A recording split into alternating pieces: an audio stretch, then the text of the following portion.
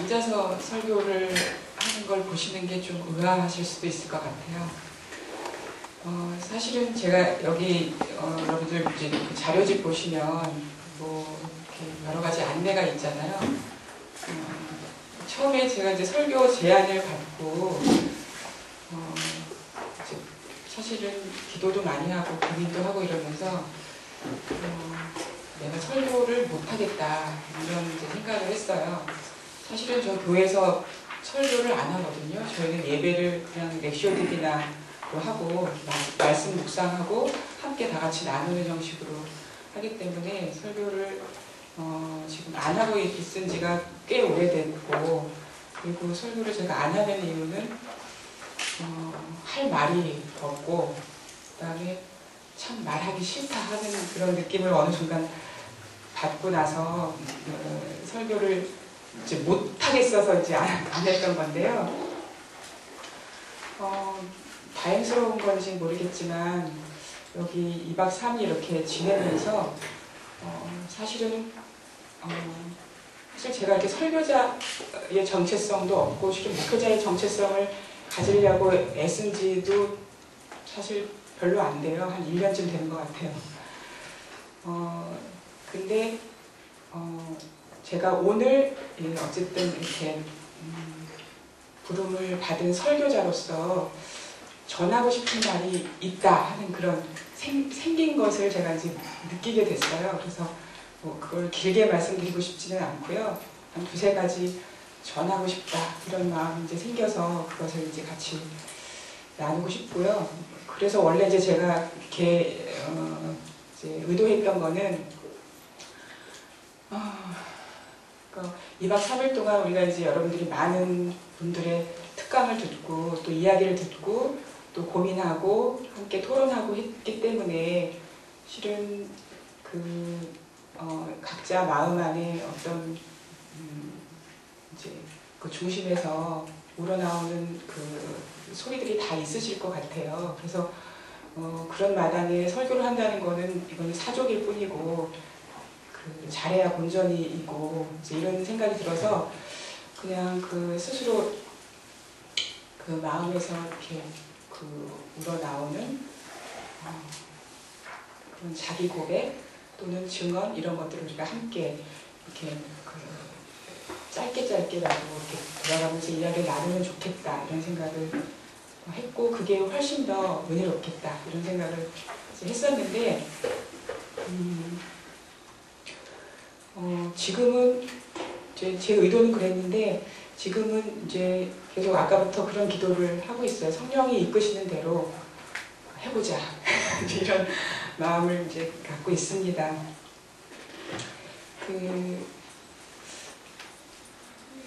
제가 이제 선택한 본문은 시편 14편입니다.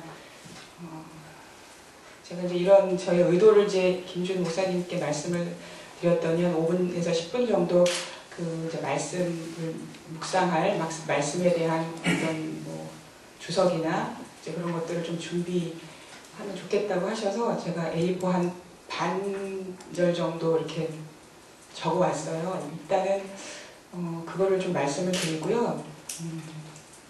그리고 좀 이 말씀을 묵상을 하고 그 다음에 묵상하는 가운데서 이게 우리가 함께 이야기를 나눌 수 있으면 나눠보고 또 성령께서 어떻게 이끄실지 좀 귀를 기울이면서 진행을 할 수 있었으면 좋겠습니다.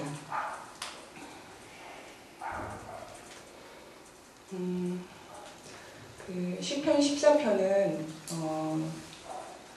시편 53편하고 거의 본문이 같죠. 5절, 6절만 빼고는 본문이 같은데 이 본문의 제목은 아무도 주님을 무시하지 못한다 라고 되어 있습니다. 1절에서 어리석은 사람이라고 이렇게 번역된 히브리어 라발인데요. 이것은 지성이 모자란 사람을 의미하는 것이 아니라 불의한 사람을 의미한다 이렇게 세배력에 보면은 각주에 나와 있어요.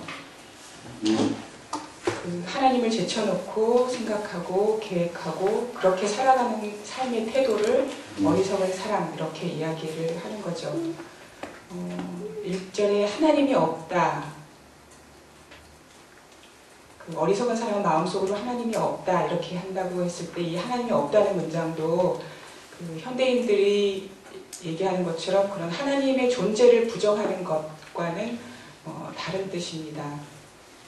이것은 이 본문의 제목처럼 하나님이 계신 것은 알지만 주님을 무시하며 사는 것, 이것을 이제 하나님이 없다 이렇게 이제 표현한다는 것이고요. 하나님을 무시하고 우습게 보는 자들이 결국은 하나님이 세계의 움직임에 구체적으로 개입하신다는 것을 의심하고 하나님이 계시긴 하지만 계시든지 말든지 멀리 계셔서 땅에서 일어나는 일은 전혀 모른다고 여기는 이제 그런 사람들을 말하는 거죠. 결국 하나님이 안중에 없고 그리하여 하늘을 두려운 줄 모르고 부도덕한 행동을 하고 불의하게 살아가는 사람들, 하나님과는 아무 상관없이 사는 사람들을 한탄하는 이제 그런 말씀인 것입니다. 이제 학자들이 이 본문을 전형적인 지혜시로 분류를 합니다. 시편 1편이나 19편이나 50편 이런 말씀처럼 지혜시로 분류를 하는데 성서에서 야훼 신앙에서 가르치는 지혜는 하나님을 경외하는 것이죠. 저는 이 경외라는 말이 참 어려워요. 이제 사전의 의미는 말 그대로죠. 공경하며 두려워한다는 그런 말인데, 저에게는 이 하나님을 공경하며 두려워한다는 것이 좀 이렇게 저항이 있어요. 그걸 받아들이기가 쉽지 않은 것을 늘 느껴요.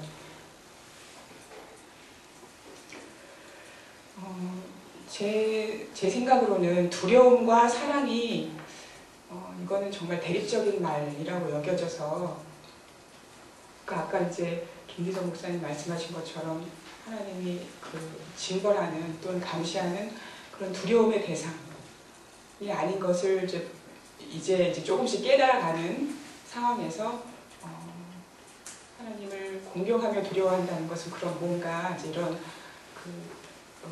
이제 궁금함이 생기고 그것과는 이제 다른 의미의 두려움인데 어떻게 하나님을 대해야 할 것인가 이제 이런 이제 하나의 이제 묵상의 주제가 저에게 이제 생기는 것이죠.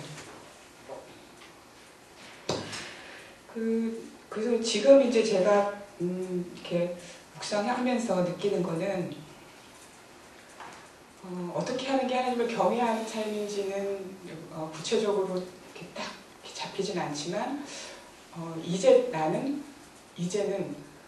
하나님을 조금은 존중하게 됐다라는 느낌이 저한테 있어요.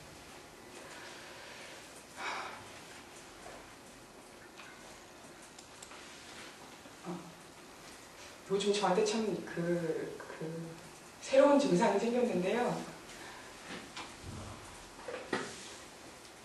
하나님에 대해서 이야기하면 이렇게 자꾸 울컥울컥해요.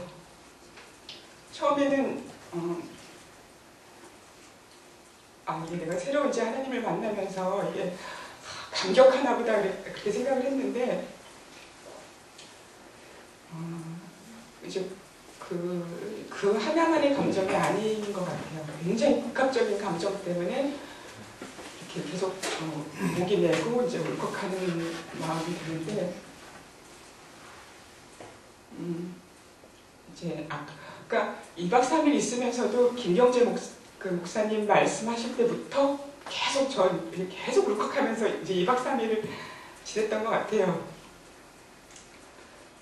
근데 이제 요번 이 프로그램 참여하면서 이 감정의 또 다른 이름을 하나 이제 제가 확인을 했는데 이게 감격만이 아니라 실은 서글픔이다 이런 느낌이 들어요.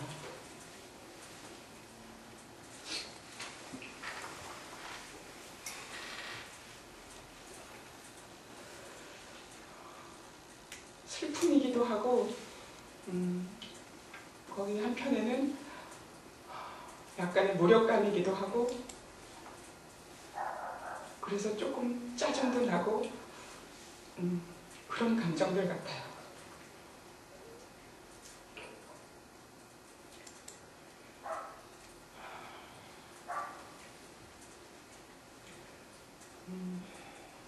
한동안 제가 가진 하나님의 이미지는 뒷방 물건이었어요.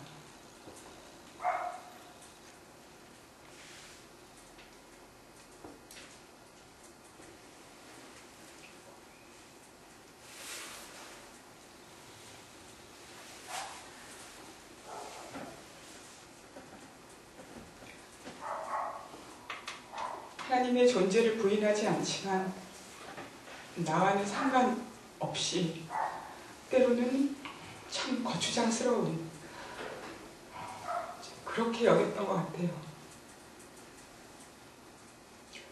그리고 이제 가끔씩 그 하나님의 이제 얼굴을 상상을 하면 입이 없어요.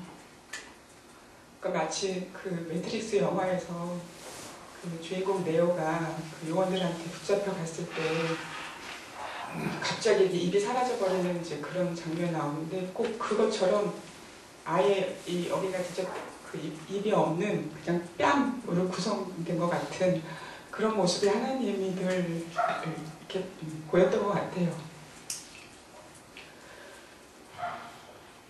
어쩌면은 제가 하나님의 입을 이렇게 지워버리는 것 같은 이제 그런 느낌이었는데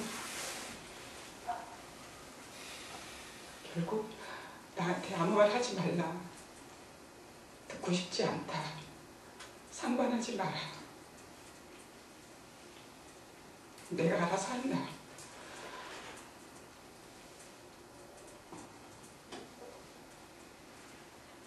어쩌면은 이제 이런 태도들이 결국 내 육신의 부모와 내가 갖는 어떤 그런 관계를 재현하는 그 관계가 하나님께 그대로 전이 되는 그런 것일 수도 있었을 것 같아요. 근데 그런 하나님이 가끔씩 나를 바라보시는데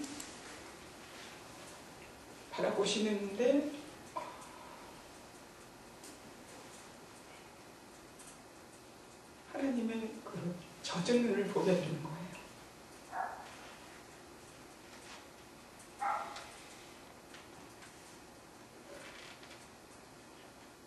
하나님을 오래 젖은 눈으로 나를 바라보시는 하나님을 오래 바라보지는 못했던 것 같아요. 고개를 돌리고 늘 외면하려 했던 것 같아요.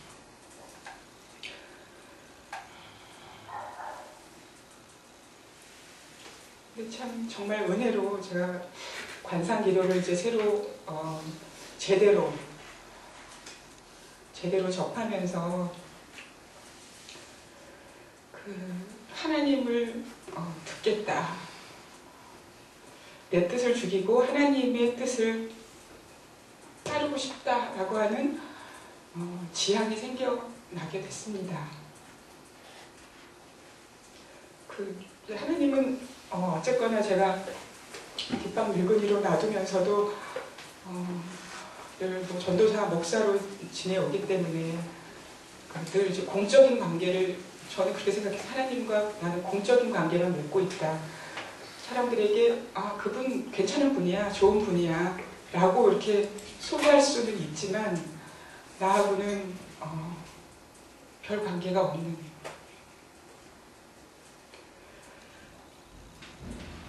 그런 하나님이었는데 이제는 그 하나님과 사적으로 친밀한 관계를 맺고 싶다 하는 그런 열망이 생겨나게 되었습니다.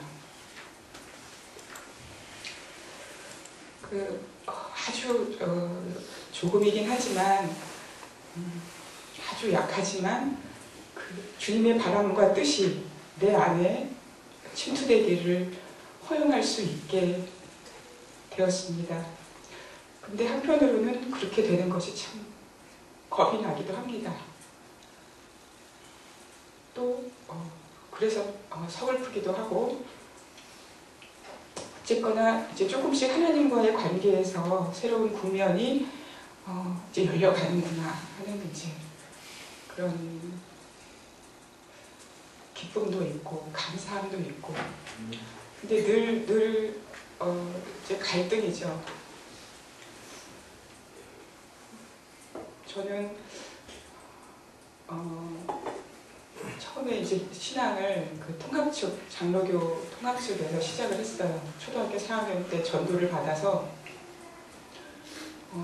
저희 옆에 그 조그만 개척교회가 하나 생겼는데, 주일날 밖에서 놀고 있는데 거기 아동부 부장님이 교회 가시다가 나를 보고 여기 옆에 교회 있는데 가지 않을래? 라고 하셨는데, 그 말을 저 어른 말씀은 다 들어야 된다고 생각해서 그날부터 이제 교회를 따라가서 정말 한 번도 빠지지 않고 교회를 나갔어요. 그래야 되는 건 줄 알고. 그러다가 이제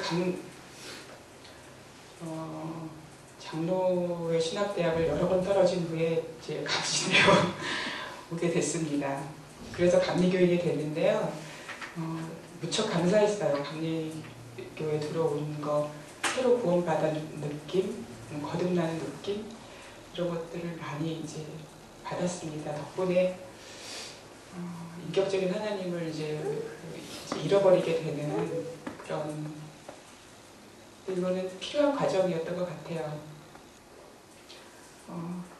근데 제가 이제 굉장히 신선하게 느꼈던 거는, 아까 김희성 목사님이 그 감리교 교리적 선언에 대해 앞에 하나님에 대한 고백을 읽어주셨지만, 저는 예수님에 대한 고백에서 예수님이 우리의 스승이 되시고 모범이 되시고 구세주가 되신다라고 하는 구절이 있는데, 그게 너무나 신선했어요. 예수님이, 저는 이제 장로교에서 교육받기로는 그냥 우리의 배속하시는 주님, 구세주라고만 이제 알고 있는데, 우리의 스승이 되시고 모범이 되신다라고 하는 말이 굉장히 신선하게 다가와서, 그랬는데 이제 관상기도 접하면서 제 마음에 예수님이 기도하신 것처럼, 예수님이 정말 나의 스승이고 모범이 되시면 내가 그분을 조금이라도 이렇게 닮으려고 애를 써야 할 텐데, 예수님의 기도처럼 내 뜻대로 마옵시고 하나님 뜻대로 하옵소서 하는 그 기도를 그 기도가 내 기도가 되면 참 좋겠다.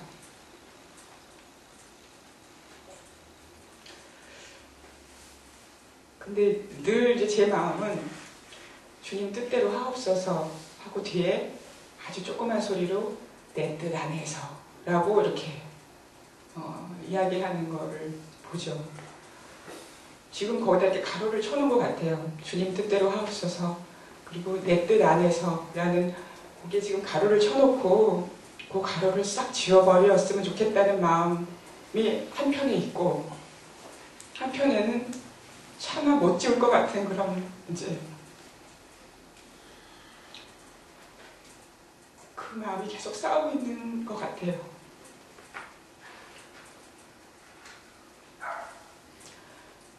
이제 제가 서글픈 이유는 결국은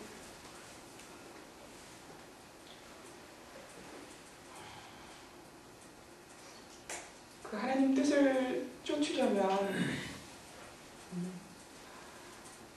내 욕망이나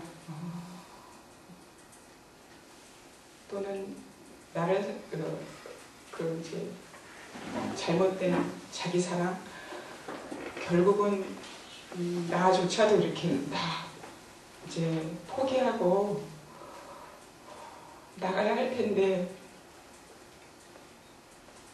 너무 아까운 거죠. 그리고 그게 참 헛된 것이다라는 거를 머리로는 알지만 그래도 놓치기 싫은, 그런데도 나는 이 길을 그 길을 가야 되는구나. 또 가고 싶다는 계속 그런 지향과 열망을 주시니까, 그런 어떤 상실감, 슬픔, 서글픔 이런 것들이 계속 이제 저를 이렇게 이제 휩싸이게 하는 것 같아요. 근데 참 이제 돌이켜보면 참 그것도 감사한 일인 것 같아요. 왜냐하면 이게 이제 버려야 될 것을 알기 때문에 이것은 나에게 떨어져 나가야 할 것이라는 것을 알고 있고 그게 이제 점차로 마음의 준비가 되기 때문에 그 상식을 준비하는 그런 감정이다 라는 것을 어렴풋이 이제 알겠기 때문에 다행이다. 마음껏 슬퍼하자 이제는. 그리고 이제 마음껏 슬퍼하고 그 가루를 이제 딱 쳐버려낼 수 있기를 그렇게 이제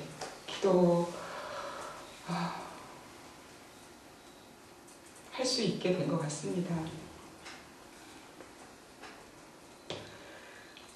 성서는 하나님과 그 올바른 관계를 맺는 것을 의라고 그렇게 표현을 합니다. 하나님은 우리와 친밀한 관계를 맺기를 원하신다고 저는 믿고 있습니다. 우리와 상관하기를 바라고 계십니다. 그렇게 해서 우리와 하나님과 우리와의 이야기가 더 풍성해지기를 그렇게 만들어지기를 원하신다고 믿습니다. 아까 제가 이제 몇 가지 전하고 싶은 그런 마음이 생겼다라고 말씀을 드렸는데 처음 시간에 이제 말씀해주신 김영재 교수님도 말씀을 하셨지만 우리가 하나님을 찾는 것이 아니라 이거는 제가 전하고 싶은 말씀이기도 하고 저에게 정말 아주 강하게 실천하도록 다짐하는 그런 이제 말씀이기도 한데요. 하나님은 언제나 지금 여기에 계십니다. 너무나 우리는 그거를 잘 잊어버리고 까먹고 살아서 문제인데 집 나가서 헤매고 돌아다니는 나를 찾아다가 하나님 앞에 앉혀놓는 게 지금 우리가 해야 할 일이다. 내가 해야 할 일이다 라는 생각이 듭니다. 에카르트가 그랬다 그러죠. 점심 먹으러 외출하는 거는 하나님이 아니라 우리다. 하나님은 늘 여기에 계신데 우리는 계속 바깥으로 떠돌고 집에 돌아올 생각을 안 하고 있구나 그런 생각이 들고요. 또 하나는 우리가 하나님에 대해서 참 많이 이야기를 했는데 하나님에 대해서 이야기하기보다 하나님과 이야기했으면 좋겠다. 욥의 친구들 생각이 많이 났어요. 자기가 알고 있는 지혜를 총동원해서 하나님은 이런 분이시고 지혜는 이렇고 떠들지만 결국 옳은 소리는 다 했지만 결국 하나님이 욥의 편을 들어주신 거는 욥은 하나님과 이야기했거든요. 그게 항변이고 하나님에 대해서 항의하고 탄식하고 불평하는 것이었지만 하나님과 이야기했기 때문에 욥이 마침내 하나님을 다시 보게 된 것이라고 생각이 듭니다. 또 하나는 아빌라이 데레사의 말로 기억을 하는데요. 하나님에 대해서 많이 생각하기보다 많이 사랑하라 라는 말씀입니다. 제가 최근에 참 감사한 일은 관상기도를 함께하는 그런 목회자 평신도로 구성된 그룹을 알게 된 것인데요. 이분들은 이제 여기 앉아 계신 많은 분들처럼 소위 운동권 정말 열심히 활동하셨던 그런 분들이에요. 이제는 하나님과 이야기하고 싶다고 하는 그리고 내 열정이나 아니면 내 정의감이나 그런 내 신념으로서 하나님을 어떻게 보면은 동원했던 또는 이용했던 그런 것들에 대해서 이제 철저히 회개하고 하나님으로부터 하나님의 뜻에 따라서 일하고 활동하겠다고 하는 그런 이제 열망들을 품고 함께 모여서 이제 기도하는 그룹을 이제 알게 돼서 함께 기도하는데, 보통은 이제 신비가들이 골방에서 그냥 하나님과 자기와의 그런 자기만족, 저도 그렇게 많이 오해를 했는데, 기도와 활동이 어떻게 연결될 수 있는가, 정말 하나님을 깊이 만나고 내 뜻이 아니라 주님 뜻대로 하겠습니다 라는 지향을 가지고 기도하고 하나님과 관계를 맺는다면 우리는 사랑하게 되고 일하게 될 것이라고 생각을 합니다.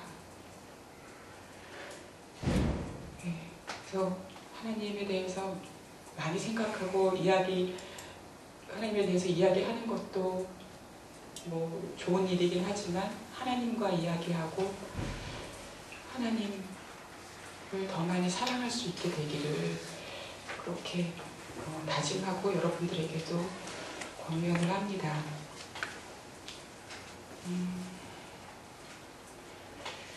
네. 저는 말씀을 다 드렸고요. 시간이 빨리 끝날수록 좋잖아요. 그래서 우리가 5분간 이 말씀을 묵상을 하도록 하겠습니다. 제가 3번 14편을 읽어드리는 동안 귀로 듣고 마음으로 들으시면서 하나님이 지금 이 순간 나에게 이 말씀을 통해서 어떤 말씀을 전해주시는지 귀 기울여 듣는 시간을 가질 수 있으면 좋겠습니다. 묵상을 마치고 나서 제가 노리치의 줄리안의 글을 읽고 그렇게 마무리하도록 하겠습니다.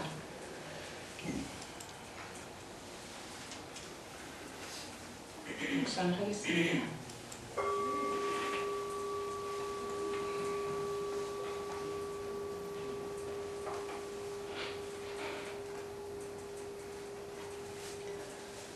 어리석은 사람은 마음속으로 하나님이 없다 하는구나. 그들은 한결같이 썩어서 더러우니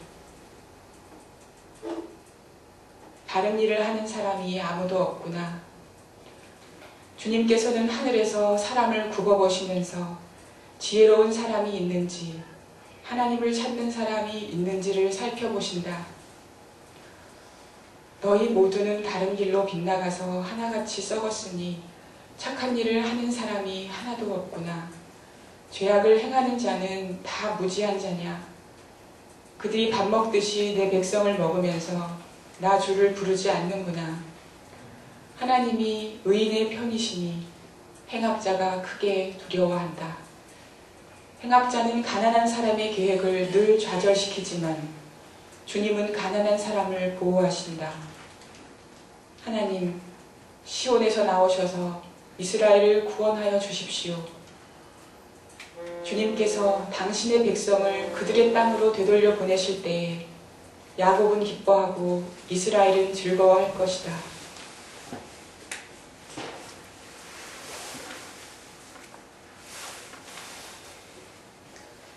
어리석은 사람은 마음속으로 하나님이 없다 하는구나. 그들은 한결같이 썩어서 더러우니 바른 일을 하는 사람이 아무도 없구나. 주님께서는 하늘에서 사람을 굽어보시면서 지혜로운 사람이 있는지, 하나님을 찾는 사람이 있는지를 살펴보신다. 너희 모두는 다른 길로 빗나가서 하나같이 썩었으니 착한 일을 하는 사람이 하나도 없구나. 죄악을 행하는 자는 다 무지한 자냐. 그들이 밥 먹듯이 내 백성을 먹으면서 나 주를 부르지 않는구나. 하나님이 의인의 편이시니 행악자가 크게 두려워한다. 행악자는 가난한 사람의 계획을 늘 좌절시키지만 주님은 가난한 사람을 보호하신다. 하나님, 시온에서 나오셔서 이스라엘을 구원하여 주십시오. 주님께서 당신의 백성을 그들의 땅으로 되돌려 보내실 때에 야곱은 기뻐하고 이스라엘은 즐거워할 것이다.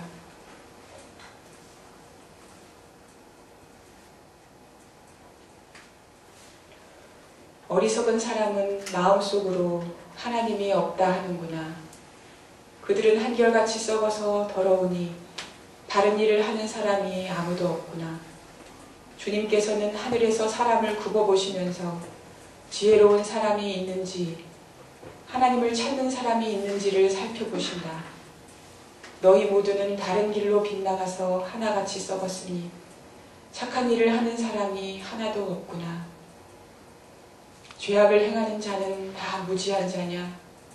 그들이 밥 먹듯이 내 백성을 먹으면서 나 주를 부르지 않는구나. 하나님이 의인의 편이시니 행악자가 크게 두려워한다. 행악자는 가난한 사람의 계획을 늘 좌절시키지만 주님은 가난한 사람을 보호하신다. 하나님, 시온에서 나오셔서 이스라엘을 구원하여 주십시오. 주님께서 당신의 백성을 그들의 땅으로 되돌려 보내실 때에 야곱은 기뻐하고 이스라엘은 즐거워할 것이다.